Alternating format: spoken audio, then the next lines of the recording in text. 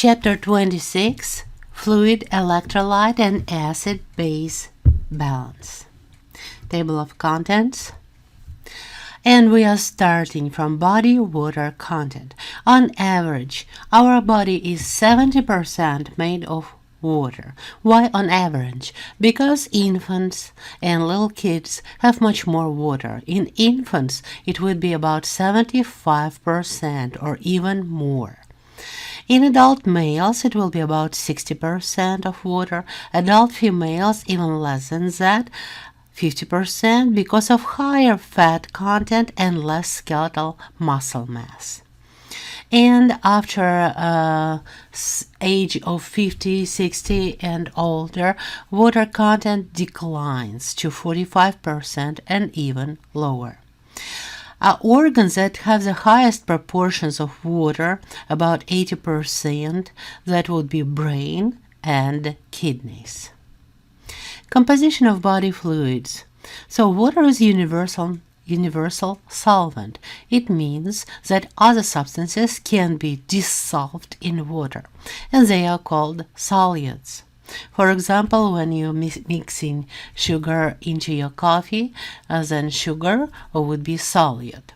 So solutes can be divided into two types: non-electrolytes that do not break in the water into ions. Most of them are organic, and that would be glucose, lipids, creatinine, urea, and so on. And also electrolytes. Electrolytes are substances that can dissociate into ions in the solutions. And ions would be particles that have charge, either positive or negative, and they get the capacity to conduct electricity. For example, what is electrolyte? Sodium chloride, that's your table salt. And when you put salt into water and mix it, sodium chloride will be broken into sodium and chloride ions, and those will have charge. Fluid compartments of the body. Total body water is approximately 10 gallons or 40 liters, and all the fluid that is inside of our cells is called intracellular fluid. It makes 2/3 of the total body water, or about 25 liters. Please know those numbers. So most of that fluid makes the cytosol inside of the cytoplasm. That's your intracellular fluid. But also there is extracellular fluid, or ECF. It makes approximately 15 liters, or 1/3 of the total body water. Blood plasma makes 3 liters. Interstitial fluid, 12 liters. Interstitial is a fluid that is sitting in the spaces between the cells. And finally, small amount of other body fluids that will be lymph, cerebrospinal fluid, fluids inside of the eye, synovial fluid in our joints, serous fluid between serous membranes like pericardial or pleural, and also gastrointestinal secretions.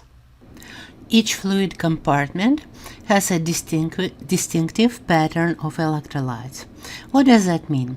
For example, blood plasma is very close to interstitial fluid.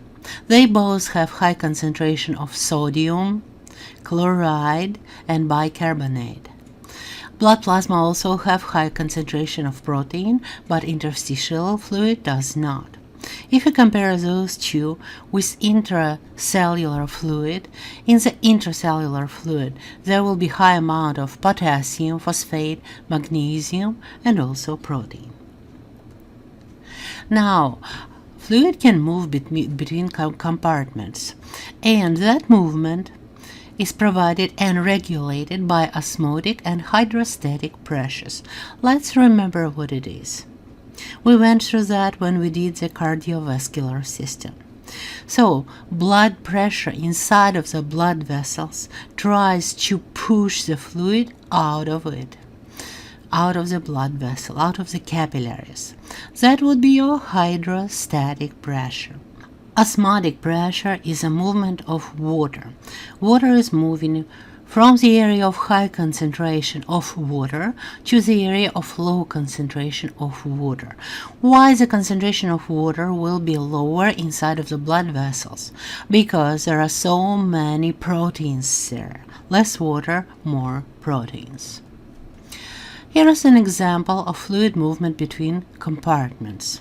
That's a capillary exchange. Remember, any tissue has a capillary net, and it's the arterial end. Water is pushed out of the capillaries into the tissues, carrying oxygen and nutrients, and it's pushed by hydrostatic pressure. At the venous end of capillary net, fluid is moving back into their blood vessels, into the capillaries, because of the osmotic pressure. And osmotic pressure carries not only water, but also wastes and carbon dioxide are going into the capillaries. Before you continue, please stop the video and answer the questions for part 1. Part 2, water balance. Water intake every single day should be equal to water output, and on average that would be 2 liters and 500 milliliters every day. Of course, it depends a lot on how much we drink, how much we sweat, what is the temperature outside, how much we work out or just simply work physically. Water intake, where from we get water? From beverages, food, and metabolic water. Metabolic water is produced during chemical reactions inside of the body. An example would be cellular respiration. Remember the formula? Cellular respiration, reaction producing ATP. Water output would be urine, then insensible water loss evaporating from skin and we breathe out some amount of vapor, perspiration, and feces. Regulation of water intake. The main would be thirst mechanism. It's a driving force for water intake. In hypothalamus, the thirst center has osmoreceptors, and they can be stimulated either by dry mouth or substantial decrease in blood volume or blood pressure. So we have less water in the body. And when we start drinking water, it creates inhibition of the thirst center. Inhibitory feedback signals include relief of dry mouth and activation of stomach and intestinal stretch receptors. Water losses. So when we lose water with urine, on average, it would be 1.5 liters or 1.6 quarts of urine per day. Minimum daily sensible water loss should be at least 500 milliliters. If it's less than that, then our body just cannot clean our blood from the wastes. Insensible water loss is from lungs and skin, and we lose also small amount of water with feces. Water output is also regulated by antidiuretic hormone. So you know that when the level of antidiuretic hormone is low, it causes producing of lots of urine, dilute urine, and it decreases volume of body fluids and blood pressure. When amount of antidiuretic hormone is high, our body produces concentrated urine, and it increases blood pressure. So antidiuretic hormone has two major effects. One, it increases reabsorption of water in the kidneys. That's what you already know. But there is one more effect. It can constrict the arterioles in the peripheral circulation all over the body. Those arterioles, tiny ones in the capillary beds. So that reduces the flow of blood to the extremities, mostly to the muscles, large skeletal muscles, and thereby increases the blood supply to the core of the body, trunk and head. Disorders of water balance. The most common is dehydration. Negative fluid balance can happen when extracellular fluid is lost due to hemorrhage, for example, bleeding, severe burns, vomiting, diarrhea, profuse sweating, water deprivation, or overuse of diuretics. Signs and symptoms. A person would be thirsty, their skin would be dry, and they will produce only small amount of urine, not enough, not normal amount of urine. It can cause weight loss, which is not good in this case, even fever, mental confusion, hypovolemic shock caused by a low volume of fluids, and loss of electrolytes. Hypotonic hydration is an opposite problem. It's cellular overhydration, or it's also called water intoxication.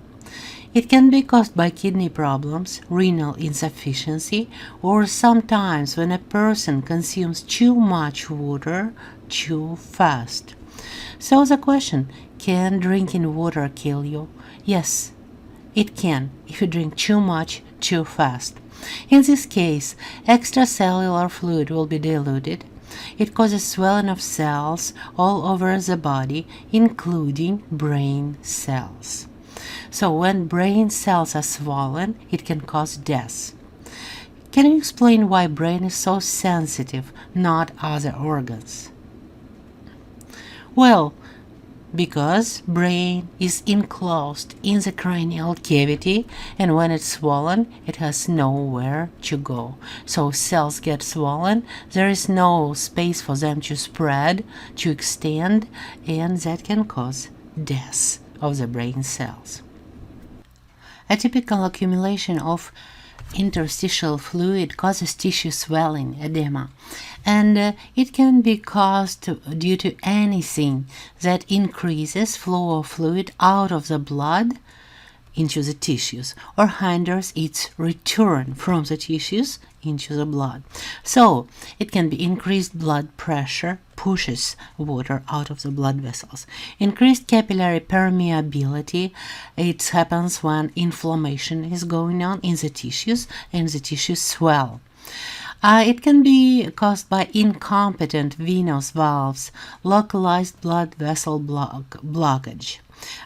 Next slide will be about that. Congestive heart failure, hypertension, and high blood volume also can cause that condition. So it's edema, local one. Right here in the picture you can see that only a left arm is swollen, and in this case it can be caused by blocked or surgically removed lymphatic vessels, sometimes blood vessels also.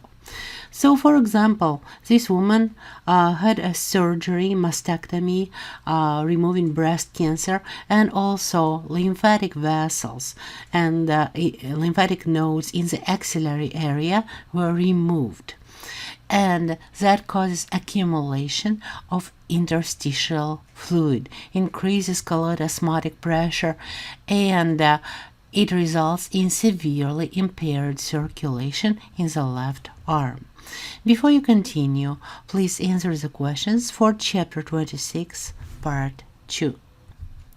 Electrolyte balance. Usually when we're talking about electrolyte balance, it refers to salt balance. We receive electrolytes with beverages and with food, and we are losing them through perspiration, with feces, and with urine.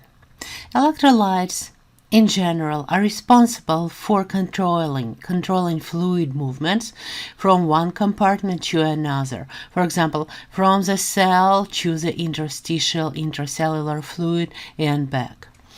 They are also responsible for nerve excitability, transferring of electrical signal, for secretory activity of our endocrine and exocrine glands, and for membrane permeability of our cells. Sodium is a major cation or positively charged ion of the extracellular fluid outside of the cells. So it's responsible for the osmotic pressure gradient that exists between their inner part of the cells, interior, and surrounding environment. When we don't have enough of sodium, it's called hyponatremia. It can be caused by excessive sweating, vomiting, diarrhea, use of diuretics, and sometimes excessive production of urine, which can happen in diabetes. And what happens in case of hyponatremia is water enters into the cells by osmosis, and that is dangerous for the cells because it causes their swelling. And swelling of nervous cells in the brain can cause brain damage or even death. Potassium is also a cation, and it's intracellular inside of the cells. It's responsible for resting membrane potential in our nervous cells and muscle fibers, after membrane depolarization, and also for action potentials, so for transferring of the electrical signal from the neurons through the neurons to the muscles. Low level of potassium is called hypokalemia, and it can be caused by starvation or can come about from vomiting or diarrhea.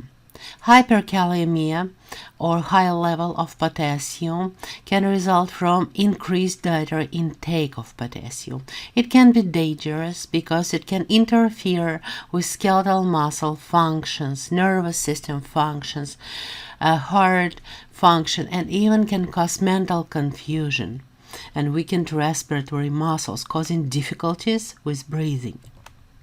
Chloride is extracellular anion, negatively charged ion outside of the cells. It is responsible for osmotic pressure gradient between intracellular and extracellular fluid and for proper hydration of our tissues.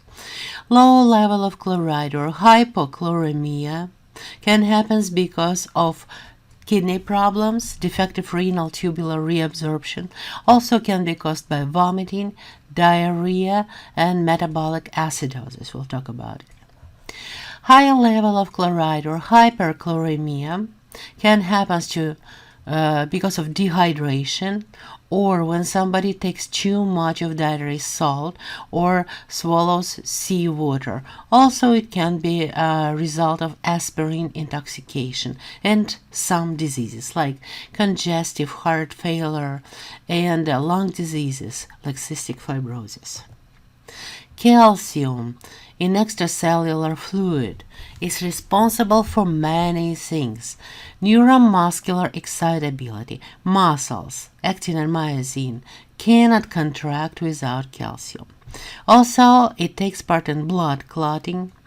It's responsible for increasing or decreasing membrane permeability of the cells, for secretion of some hormones, and finally, there is a lot of calcium in the structure of our bones and teeth.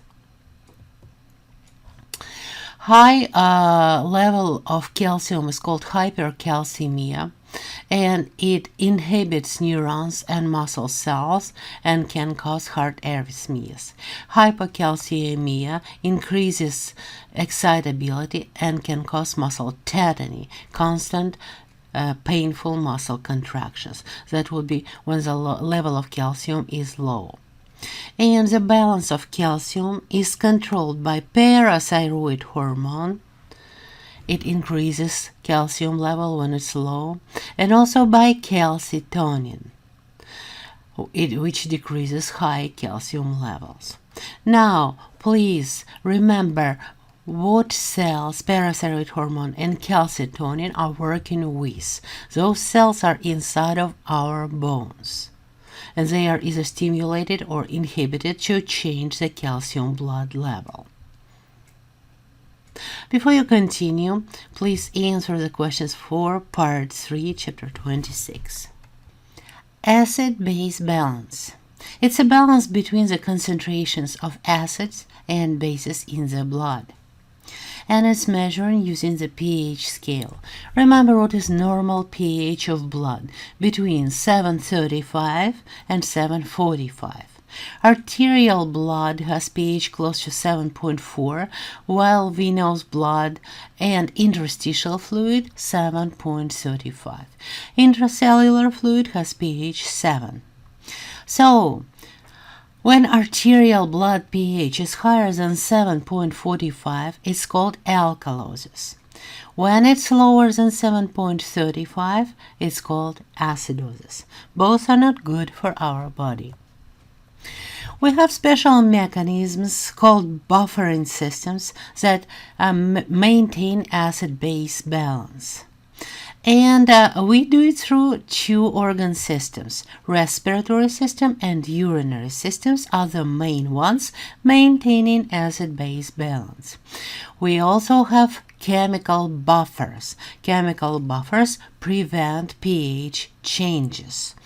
And that would be bicarbonate buffer system, phosphate buffer system, and protein buffer system. 3 of them that you need to know. So, how our lungs regulate acid-base balance? Through the regulating of blood levels of carbonic acid. When carbon dioxide is in our blood, it reacts with water and forms carbonic acid. Here it is, H2CO3.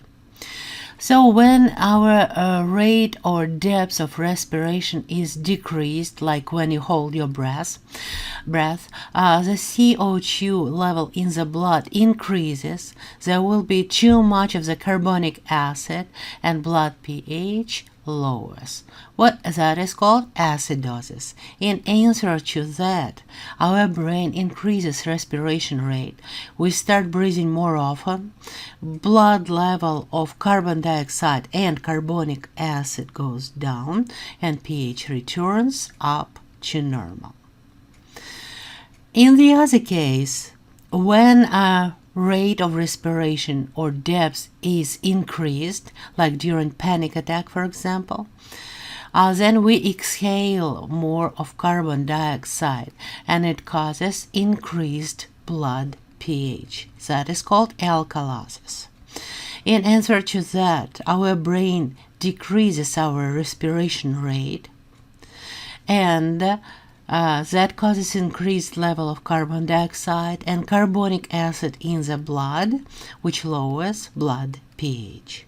In both cases, that restores our acid-base homeostasis.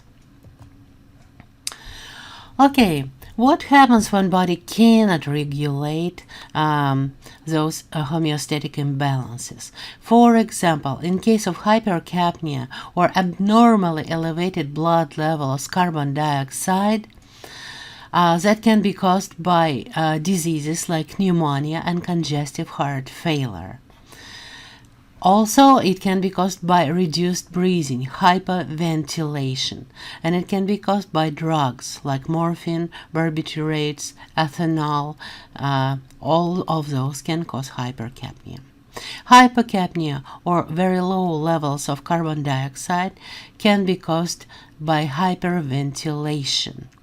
And hyperventilation sometimes is caused by toxic chemicals, elevated room temperatures, fever, or just by panic attacks.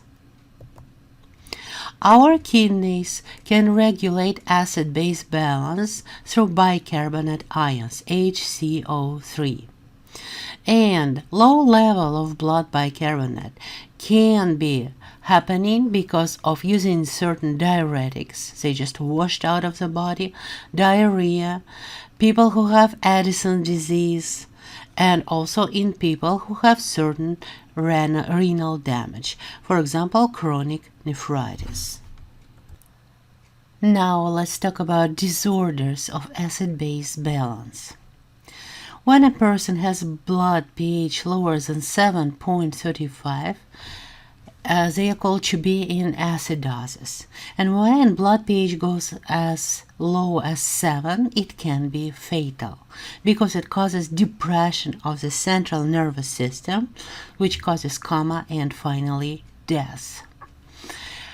High blood pH above 7.45 is also not good. It's called alkalosis, and if it's above 7.8, it can cause excitation of the nervous system, tetany of muscles, extreme nervousness, convulsions, and respiratory arrest, or the person simply stops breathing because of tetanus of the diaphragm.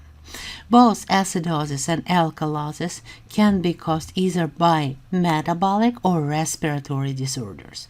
Respiratory disorders are connected with problems with lungs usually. So, doesn't matter what causes acidosis, main symptoms would be central nervous system, headache, sleepiness, confusion, loss of consciousness, and finally coma. Also, it can be shortness of breath, heart arrhythmia, muscle seizures, and nausea, vomiting, diarrhea. Symptoms of alkalosis include confusion of the central nervous system, stupor, and coma also. Also, it can cause hand tremor, numbness, twitching of muscles or spasms, and also nausea or vomiting.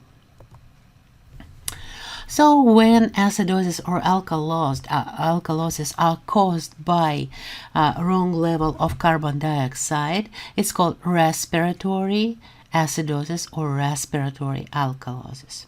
Respiratory acidosis means there is too much of carbon dioxide in the blood. Causes would be everything what interferes with respiration. So pneumonia, emphysema, other lung diseases, or congestive heart failure. Respiratory alkalosis, it means that the level of carbon dioxide is too low in the blood, and usually it happens due to hyperventilation, which means breathing deep and more frequent than normal. And usually it is caused by emotional reasons, fear, and sometimes panic attacks. It can be also caused by infections, hypoxia, or a high level of stress hormones like epinephrine or norepinephrine. Metabolic acidosis, it's when blood pH goes below 735 because of low level of bicarbonate, which is called primary bicarbonate deficiency, and it can be caused by diarrhea, ketosis in diabetic crisis, or very strenuous exercise. Metabolic alkalosis happens when blood is too alkaline, pH is above 7.45, and it's called primary bicarbonate excess. What can cause it? Ingestion of too much of antacids, for example, when people try to cure a stomach acid reflux, heartburn. Also can be caused by Cushing disease, chronic hypersecretion of adrenocorticotropin hormone, and loss of hydrochloric acid through prolonged vomiting. Please remember to answer questions for part 4.